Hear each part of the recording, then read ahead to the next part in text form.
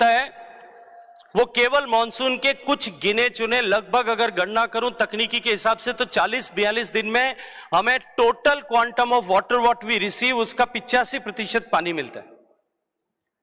हमारी चुनौती और भी बड़ी इसलिए है कि हमारी जमीन के अंदर जो पानी है उस पर उपलब्धता दुनिया में सबसे ज्यादा है। हम दुनिया में सबसे ज्यादा जमीन में से पानी निकालने वाले देश हैं। हमारे से पीछे की इस पंक्ति में हमारे से पीछे अमेरिका और चाइना आता है। वो दोनों मिलाकर के जमीन से जितना पानी निकालते हैं उसका 1.5 गुना पानी हम अकेले भारत में निकालते हैं। हमारी 65% डिपेंडेबिलिटी, चाहे वो पीने का पानी होगा, चाहे वो खेती के लिए पानी होगा, चाहे वो उद्योग धंधों के लिए पानी होगा, उसकी 65% डिपेंडेबिलिटी जो है हमारे धरातल में के भूगर्भ के जल से जो पानी आता है उसके ऊपर निर्भर करती है।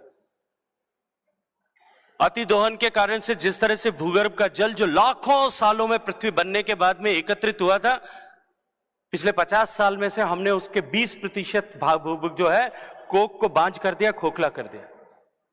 वहां पानी नहीं बचा है या समाप्त होने की कगार पर खड़ा है।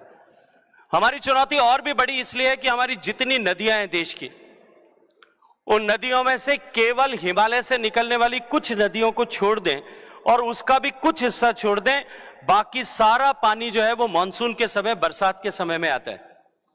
हमारी चुनौती और भी बड़ी इसलिए है कि हमारे देश में दुनिया की में जिस गति से बढ़ रहा है उससे लगभग 1.25 गुना दर से अर्बनाइजेशन बढ़ रहा है, शहरीकरण बढ़ रहा है।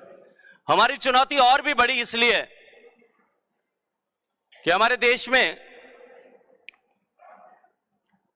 दुनिया की सबसे तेजी से बढ़ती हुई अर्थव्यवस्था अगर कोई है तो हमारा देश है। और जिस तरह से दुनिया के आर्थिक जगत का परिदृश्य अगर उठा करके देख लें, दुनिया में जैसे जैसे जिस किसी भी देश ने आर्थिक रूप से प्रगति की, वैसे वैसे उसी प्रपोर्शन में उसके पानी की डिमांड बढ़ती है। हमारी चुनौती और भी बड़ी इसलिए है कि हमारे जल के स्रोत जो हैं वो प्रदूषित हो गए।